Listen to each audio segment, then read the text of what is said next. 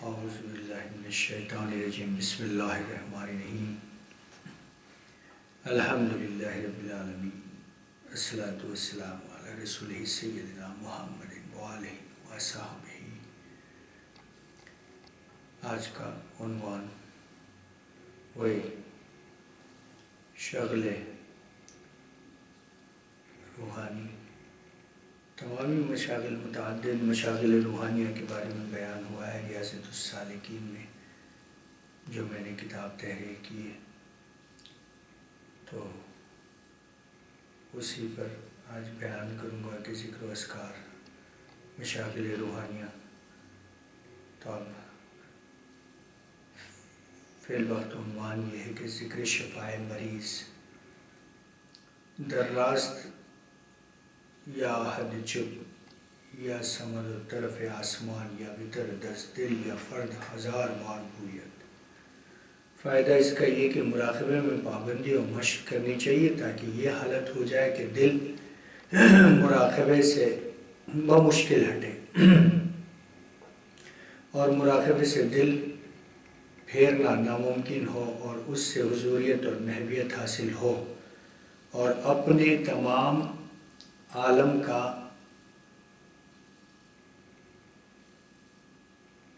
اپنے وجود کا اور تمام عالم کا عدم بعد وجود حق ثابت ہو جائے،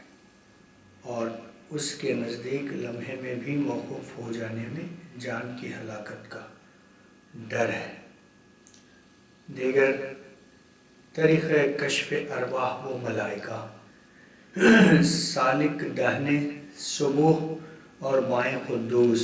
اور آسمان کی طرف رب الملائکۃ، اور قلب پر والروح کی 1000 بار ضرب لگائے اور مقصود کی طرف متوجہ ہو جائے، تو جس روح سے ملاقات کرنی مقصود ہوگی وہ بعد خوابیدگی در خواب، یعنی خواب میں ملاقات کرے گی۔ 2000 ضربیں لگانے سے مقصود جلد از جلد حاصل ہوگا۔ یہ بغیر کسی کامل واصل پیر طریقت کی تعلیم کے، اس کے آگے زانو ادب طے کیے گئے اور اس کے حکم کے بغیر یہ تمام اعمال و اشغال انجام نہ دیں۔ میں نے بس اس ویڈیو کے ذریعے سے اس کو محفوظ کیا ہے، اور دیگر حالات آئندہ سے باخبر کر دینے والا ذکر، داہنے یا احد اور بائیں یا سمت، اور سر شانے کی طرف پھیر کر یا حی اور دل میں یا قیوم کی 1000 ضربیں لگائیں، اور بلا کے دور کرنے کے لیے اسی طرح 1000 ضربیں لگانا موجب ہے۔ دیگر ذکر برائے شفائے بیمار یہ ہے کہ داہنے یا احد اور بائیں یا سمد اور آسمان کی طرف یا وطر دل میں یا فرد 1000 بار کہے۔ ذکر حل مشاکل و واقفیت حالات مستقبل یہ ہے کہ نماز تہجد کے بعد 1000 بار داہنی طرف یا حی، بائیں طرف یا قیوم اور آسمان کی طرف یا وہاب اور دل میں یا اللہ کی ضرب لگائے اور دعا کرے۔ ذکر برائے کشف قبور، کشف القبور جو کرتے ہیں، اس کے لیے ذکر یہ ہے کہ پہلے 21 بار یا رب کہے، اور آسمان کی طرف یا روح، اور قبر پر یا روح، اور دل پر یا روح الروح یا روح الروح کی ضرب لگائے۔ انشاءاللہ خواب یا بیداری میں میت کا حال معلوم ہو جائے گا۔ دوسرا طریقہ، پہلے قبر کے پاس بیٹھ کر میت پر فاتحہ پڑھے اور پھر آسمان کی طرف اکشف لی یا نور، اور دل پر اکشف لی یا نور، اور قبر پر انل حالو کی ضرب لگائے اور قلب کی طرف متوجہ ہو، انشاءاللہ کامیابی ہوگی۔ حضرت صلی اللہ علیہ وآلہ وسلم کی روح مبارکہ کے کشف کا ذکر یہ ہے کہ حضرت صلی اللہ علیہ وآلہ وسلم کی صورت مثالیہ کا تصور کر کے درود شریف پڑھے اور داہنی طرف یا احمد اور بائیں طرف یا محمد اور یا رسول اللہ 1000 بار پڑھے، انشاءاللہ بیداری یا خواب میں زیارت کا شرف حاصل ہوگا۔ ذکر حاجت براری، جو کوئی مشکل یا ضرورت پیش آئے اس کے موافق اسماء حسنہ میں سے کوئی نام لے کر 3 ضربی یا 4 ضربی میں مشغول ہو جائے، مثلاً کشائش رزق کے واسطے یا رزاق اور مریض کی شفا کے واسطے یا شافی، اور موذی جانوروں سے بچنے کے واسطے یا حفیظ، اور فاتحہ کے لیے یا صمد، اور دشمن کو دفع کرنے کے لیے یا مزمل، اور بلا کی دفع کرنے اور دل کی تفریح کے لیے یا حی یا قیوم وعلی ھذا القیاس۔ دیگر یہ ہے کہ اذکار و اشغال اکابرین میں یہ بھی ہے کہ جب سچا طالب خدا کی عنایت سے جس سلسلے میں ہے ارادت مند، اس سلسلے کے بزرگوں میں سے کسی کو اپنا وسیلہ کرتا ہے، پہلے استخارہ فرماتے ہیں، پس اجازت ملے گی یا نہ ملے گی، اجازت مل جانے پر اس میں مشغول ہو جاتے ہیں اور ممانعت کی صورت میں جواب دیتے ہیں، کیونکہ اس کی قیمت دوسری جگہ متعلق سے اور مرشد کی توجہ بھی استخارے کی قائم مقام ہوتی ہے، اس کی قیمت دوسری جگہ متعلق ہے اور مرشد کی توجہ بھی استخارے کی بہت زیادہ قائم مقام ہوتی ہے۔ طریقہ استخارہ بھی انشاءاللہ عرض کر دینا بہتر ہے کہ عشاء کی نماز کے بعد باوضو ہو کر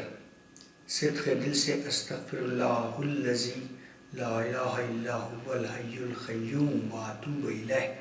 100 بار پڑھے اور اپنے تمام اندرونی اور ظاہری گناہ سے توبہ کرے اور خیال کرے کہ میں پھر مسلمان ہوا۔ اس کے بعد 2 رکعتیں نماز استخارہ کی اس نیت سے پڑھے کہ میں خدا سے آرزو کرتا ہوں کہ مرشد کے وسیلے سے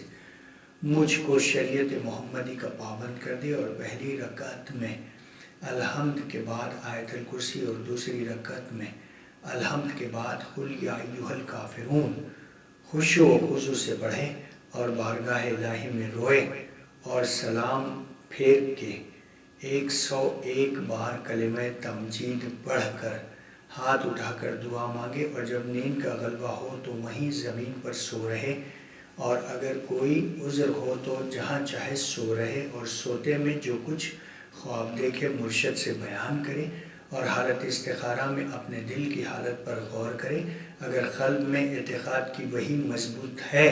تو یہی بشارت ہے، پس مرشد کو چاہیے کہ مرید کر کے اس میں ذات بواسطہ لطائف ستہ کی اس طرح تعلیم دے کہ زبان کو تالو سے ملا کر آنکھیں بند کر کے خیالی زبان سے قلب صنوبری سے اس طرح کہے کہ خدا کے اسم کو اس کی ذات کا غیر نہ تصور کرے، اور اٹھتے بیٹھتے حی الواسع یہ خیال قائم رکھے۔ اب دیگر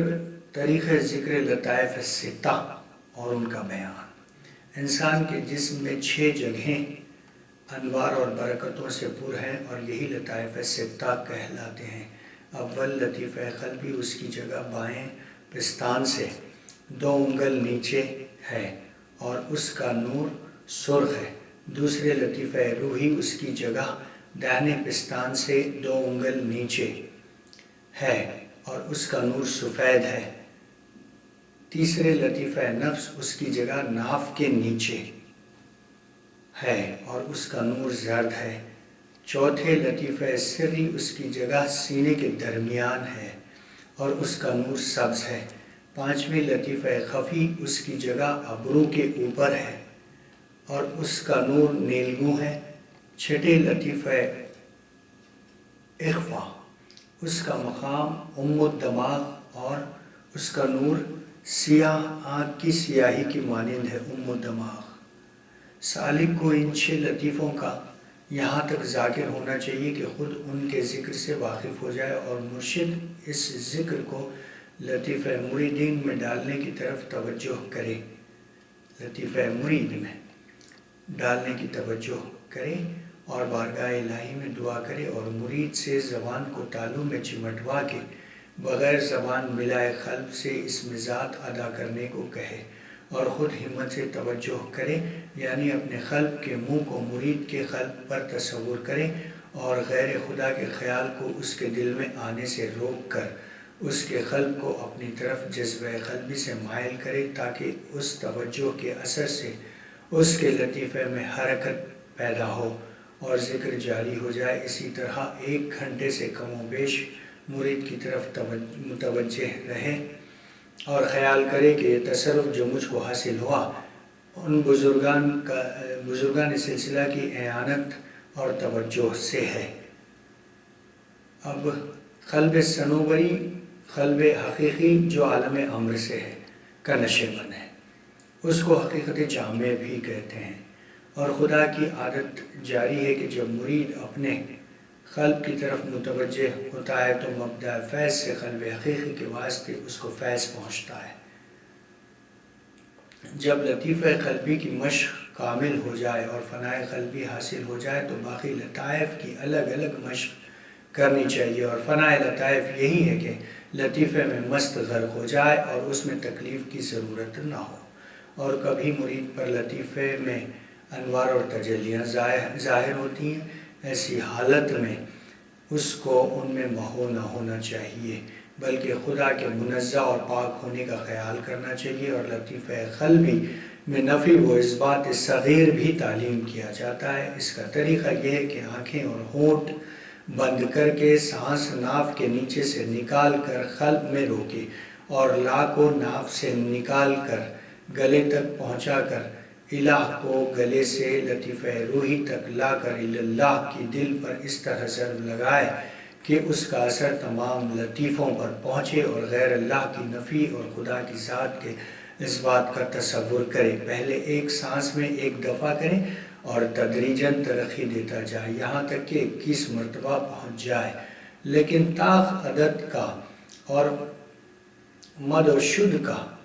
آمد و شد جو ہوتی ہے اس کا خیال رکھے تاکہ اثر ظاہر ہو، اور اگر اثر نہ ہو تو یہ بے حاصلی کی دلیل ہے، پھر از سر نو شروع کرنا چاہیے۔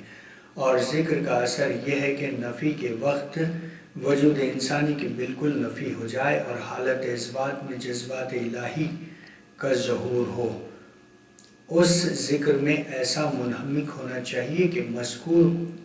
یعنی خدا کا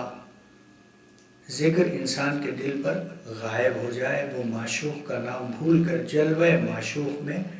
محو ہو جائے۔ دیگر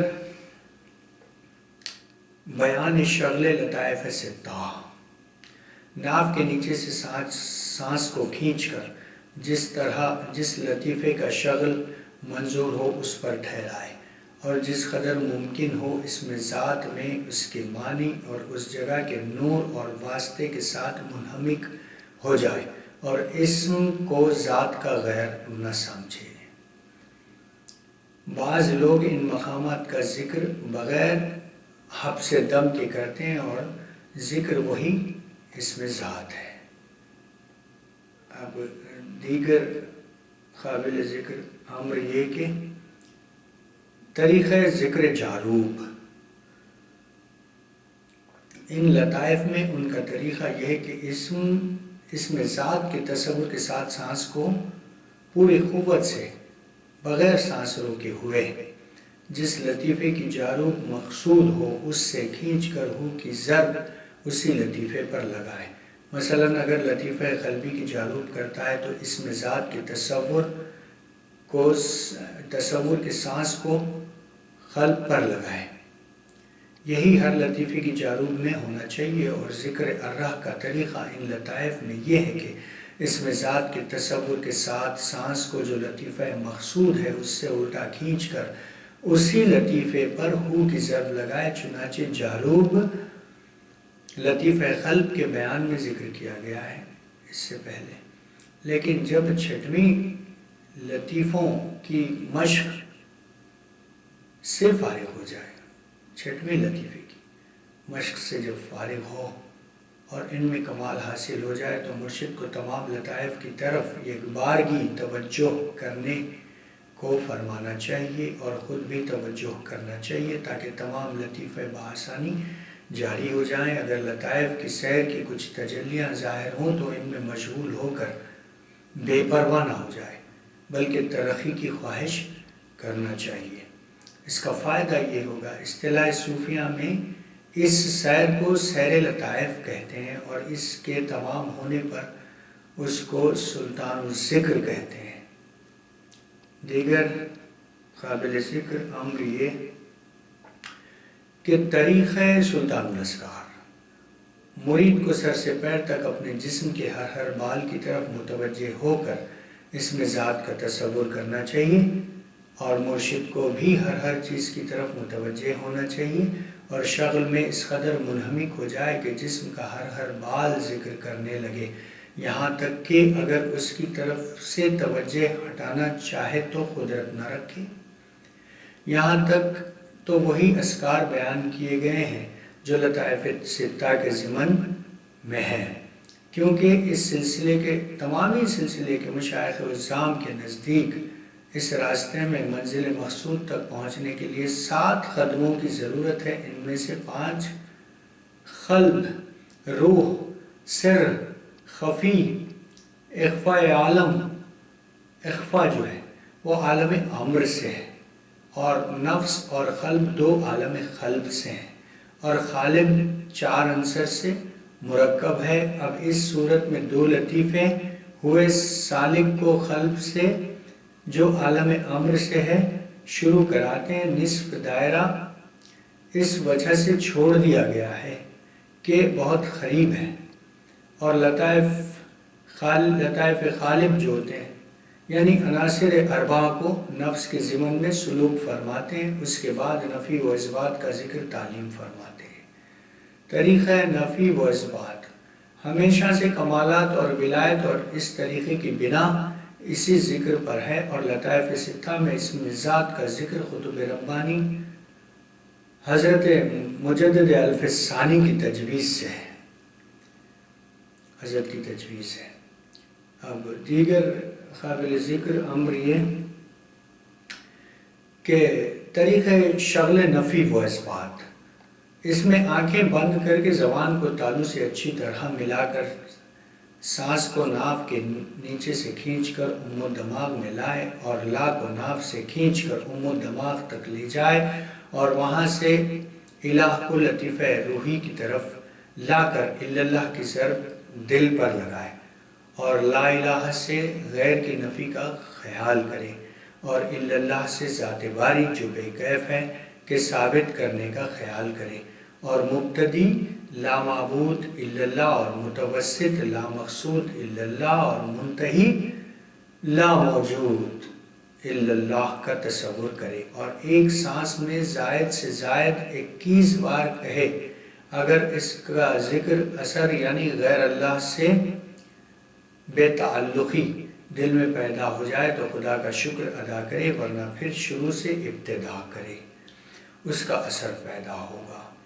تکرار رسمی کے افکار کا طریقہ ختم ہو اور اکثر مشائخ رضوان اللہ علیہم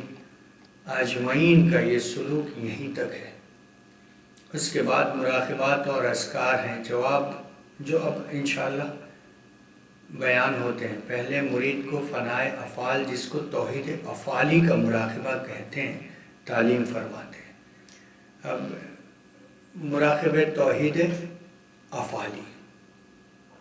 اس کا طریقہ یہ ہے کہ مرید اپنے اور تمام موجودات کو خدا کے افعال کو مظہر سمجھے اور تمام چیزوں کا فاعل حقیقی سمجھے تو غیر کی فاعلیت کا خیال جاتا رہے گا اور اس کے فنائے صفات کا مراقبہ جس کو توحید صفاتی کا مراقبہ بھی کہتے ہیں تعلیم کرے،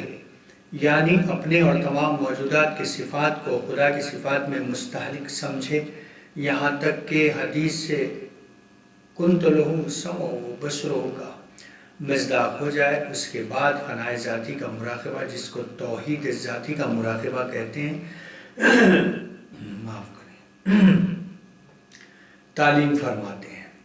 اور اس کا طریقہ یہ ہے کہ قلب حقیقی جو سراسر نور ہے کو دیکھ کر اپنے کو اور تمام موجودات کو خدا کی ذات کا مظہر خیال کرے اور اس کے سوا کسی کو نہ دیکھے، اس توجہ سے غافل نہ ہو جائے تو اس مقصد کی طرف پھر متوجہ ہو جائے، یہاں تک کہ اس کے مشاہدے کے نور میں مست غرق ہو جائے اور سوائے ذات خدا کے اپنے اور اپنے غیر کو معدوم سمجھے۔ معلوم ہو کہ اس نسبت کو مکمل کرنے کے لیے واضح ذکر خواریر تعلیم فرماتے ہیں۔ اس کا طریقہ یہ ہے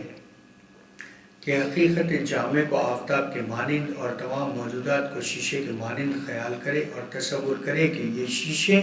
میں آفتاب کے مقابلے اور اس کے نور کی وجہ سے روشن ہیں اور ان میں سے اس نور کے سوا کچھ نہیں ہے۔ اس مراقبے میں کامل ہونے پر وہ تمام موجودات میں وجود مطلق کو جاری و ساری دیکھ کر کسی دوسرے کو موجود مطلق نہ سمجھے گا۔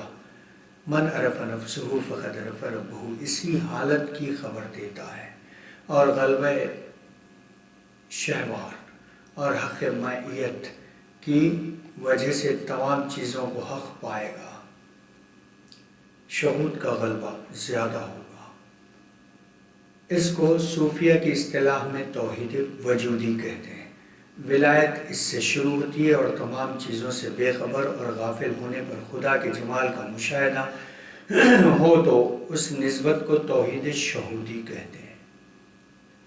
اور یہ ولایت لطیفہ روح اعظم جو محض نور ہے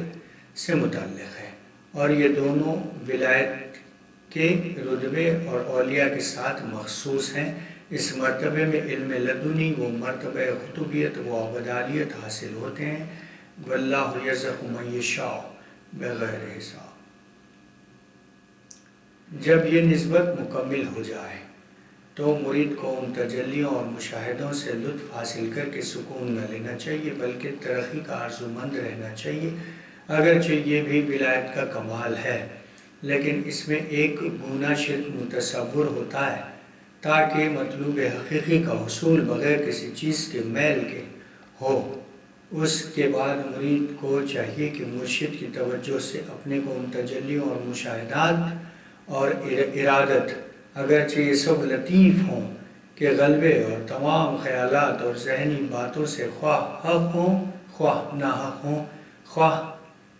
خالی اور پاک کرے اور مرشد کی تلقین سے مراقبہ نایافت دوراء الورا میں ثابت قدمی کے ساتھ منہمک ہو جائے۔ دیگر یہ کہ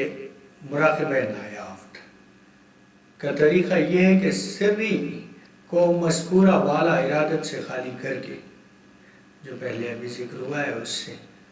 ارادت سے خالی کر کے اس پر باطنی نظر رکھے اور خدا کو تمام باتوں سے پاک اور بے جہت اور بے کیف سے مانگے تاکہ اس کی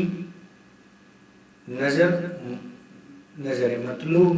کے سوا کچھ نہ رہے، یہاں تک کہ نور یقین کے سوا سب چیزوں سے بے خبر ہو جائے۔ اسی طرح پاکی اور صفائی کو درجہ کمال تک پہنچائے اور کہیں سکون نہ لے۔ ایک بہت اس ناچیز و حقیر کا پسندیدہ شعر ہے کہ اے برادر بے نہایت درگہیست، ہرچہ بر روئے میرسی بر روئے مایست۔ اور جب نفی کی حاجت باقی نہ رہے اور آئینہ سری تصورات اور توجہ سے صاف اور روشن ہو جائے تو رتبہ نایافت اور وراء الورا اور ولایت اخص جو ملائکہ اور مقربین کی ولایت ہے حاصل ہو جاتی ہے، اور یہ ولایت لطیفہ سری سے متعلق ہے۔ واللہ اعلم۔ ہر کے راہ از فضل حق باشد مدد، این ہما نغمہ حق او را رسد۔ جب مرید لطیفہ سری کو تجلیات خواہ مشاہدہ ہی کیوں نہ ہو خالی کر لیتا ہے تو دائرہ حقیقی میں داخل ہو جاتا ہے، لیکن چونکہ حقیقت سے ناواقف ہے اسی وجہ سے جاہل ہے۔ بس اگر امداد الہی اور امداد معنوی اس کی دستگیر ہے تو تمام عنصری اور نوری مرتبے طے کر جائے، اور نایافت اور ورا الورا کے بعد حقیقت نایافت کے مرتبے ولایت اخص الخواص جو ولایت انبیاء علیہ السلام کی ہے منکشف ہوگی، تو اس نسبت کا حاصل ہونا اسی طرح ہو سکتا ہے کہ ذہن کو خدا کے وصل اور غیر وصل سے خالی رکھے۔ مختصر یہ کہ یہ ولایت خاص اگرچہ ولایت ہے لیکن اس میں غیر کی ہستی پر نظر ہوتی ہے، یعنی مظاہر اور ظاہر میں تمیز باقی رہتی ہے، تو اس میں اور بلند ترین مرتبوں کی بنسبت کچھ نہ کچھ شرک کی بو ضرور ہے۔ اور ولایت اخص میں اگرچہ پاکی ہے، یعنی اپنے مراتب اور صفات اور کمالات کو باری تعالیٰ کے کمالات اور صفات کا مظہر سمجھتا ہے، اور بجز خدا کی مظہریت کے کچھ نہیں پاتا اور اس کی پاکی بیان کرتا ہے، مگر تمام انسانوں کی تنزیہ انبیاء علیہ السلام کے مرتبے کے آگے تشبیہ کی شان رکھتی ہے، تو دل عینیت کے تصور سے جو ان کے نزدیک غیر حق ہے اور خدا کی تنزیہ کے تصور سے بھی پاک ہے۔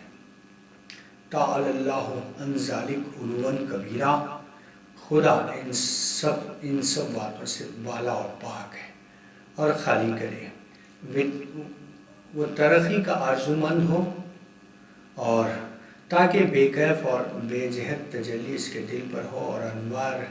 قدم کی تجلیاں منور ہوں، اور جس قدر خلوت خلوص زیادہ ہوگا اسی قدر دائرہ ولایت میں دخل زائد ہوگا انشاءاللہ۔ اس کے بعد انبیاء علیہ السلام کی کمالات ہیں، اس مرتبے کی حقیقت اور ماہیت نہیں بیان کی جا سکتی۔ محققین بیان فرماتے ہیں کہ انبیاء ولایت اور اس کا ثبوت اگرچہ اصالت کے دائرے میں ہے، اور ان دونوں ذلی و کلی ہونے سے مبرہ ہے، لیکن صرف فرق اتنا ہے کہ ولایت سے باری تعالیٰ کے صفات کی حقیقت معلوم ہوتی ہے، اور نبوت میں حسب حیثیت ذات مطلق کی حقیقت معلوم ہوتی ہے۔ چنانچہ ارشاد ہے تلک الرسل فضلنا بعضهم علی بعض، جب اس نسبت میں کمال حاصل ہو جائے گا تو ملاحظہ اور تصور درمیان سے دفع ہو جائے گا، اور حضور در حضور نور علی نور جو بقا باللہ کا مرتبہ ہے کے مرتبے پر رسائی ہوگی۔ یہاں تک تو طریقہ کار اذکار و اشغال کے مراتب مجملاً بیان کیے گئے ہیں، اگر تفصیل سے انشاءاللہ فرصت رہی آئندہ بیان ہوگا۔ اور دیگر اور ایک سلسلے کا طریقے کے اشغال یہ ہیں کہ بہت اچھا اور بہت بہتر طریقہ ہے کہ مراتب سلوک کے حاصل کرنے کے طریقے بے انتہا سلاسل اربعہ نے بہت طریقے بیان فرمائے ہیں۔ چند اصطلاحات جن پر حضرات عارفین و کاملین چلیں وہ بیان کرنے کی جرات مندی کروں گا کہ ہوش بردم، ہوش دردم، نظر برقدم، سفر در وطن، خلوت در انجمن، یاد کرد، بازگشت نگهداشت، یادداشت، وقوف زمانی، وقوف عددی، وقوف قلبی 11 ہے۔ ہوش دردم اس کو کہتے ہیں، ہوش دردم جو ہمیشہ اپنے سے باخبر اور ہوشیار رہے تاکہ غفلت سے سانس نہ آئے اور غفلت کی سانسیں نہ چلیں، اور یہ تفریقہ نفسی کو دفع کرتا ہے۔ نظر برقدم یہ ہے کہ ہر جگہ آمد و رفت میں پاؤں پر نظر رکھے تاکہ نظر پراگندہ نہ ہو جائے، اور جمعیت خاطر اصل ہو۔ ابتدا میں دل نظر کے تابع ہو اور نظر کی پراگندگی پر اثر کرتی ہے، اور نظر برقدم سے شاید سفر ہستی کی مسافت اور خود پرستی کی وادیاں طے کرنے میں جلدی کرنے کی طرف اشارہ ہے، یعنی جہاں کہیں اس کی نظر ختم ہو اس وقت وہیں قدم رکھے۔ سفر در وطن یہ ہے کہ سالک انسانی طبیعت میں سفر کرے، یعنی صفات کو اچھے اخلاق سے بدل دے، اور یہی تخلق باخلاق اللہ کی معنی ہے۔ اور خلوت در انجمن یہ ہے کہ ظاہر میں خلقت کے ساتھ اور باطن میں اللہ کے ساتھ ہو، یعنی ہر حال میں خدا کی طرف متوجہ رہے۔ یاد کرد سے ذکر زبانی قلبی مراد ہے، یعنی خدا کی یاد میں غفلت کو دور کرنا۔ بازگشت یہ ہے کہ جس بار کلمہ طیبہ زبان سے ادا کرے جتنی بار کلمہ طیبہ ادا ہو اتنی ہی بار دل سے دعا کرے کہ بار الہ تو اور تیری رضا جوئی میرا مقصد ہے، میں نے تیرے ہی لیے دنیا اور آخرت کو چھوڑ دیا، تو مجھے نعمتیں اور اپنی بارگاہ کی رسائی عنایت فرما۔ اور ذکر میں اسی سے غفلت نہ کرنا چاہیے، بہت بڑی شرط ہے۔ اور نگہداشت مراقبہ قلب کو کہتے ہیں، یعنی دل کو غیر خدا کے خیال سے خالی رکھے۔ مثلاً اگر ایک سانس میں 100 بار کلمہ طیبہ کہے تو غیر کی طرف دل متوجہ نہ ہو، بلکہ اسماء و صفات باری تعالیٰ سے بھی غافل ہو جائے، اور وحدت مطلق اور براء الورا کو مد نظر رکھے۔ یادداشت ہر حالت میں اور ہر وقت خدا کی طرف متوجہ رہنا۔ بعض حضور قلب کو یادداشت کہتے ہیں، اور اہل تحقیق کے نزدیک محبت ذاتی جو یادداشت کے حاصل ہونے سے کنایہ ہے، کہ واسطے سے خدا کا شہود اور اس کا وجود دل پر غالب ہوتا ہے، اور اس کو مشاہدہ کہتے ہیں۔ اور صحیح یہ ہے کہ مقام مذکور کہ خدا کی طرف پوری توجہ ہے، پوری فلاح اور بقائے کامل کے بغیر حاصل نہیں ہوتا ہے۔ وقوف زمانی یہ ہے کہ انسان ہر حالت میں اپنے سے باخبر رہے،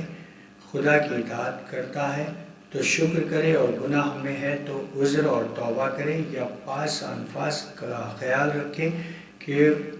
حضور میں گزرتا ہے یا غفلت میں۔ اسی طرح قبض و بسط میں شکر اور استغفار کرنا چاہیے، اور اسی کو محاسبہ کہتے ہیں۔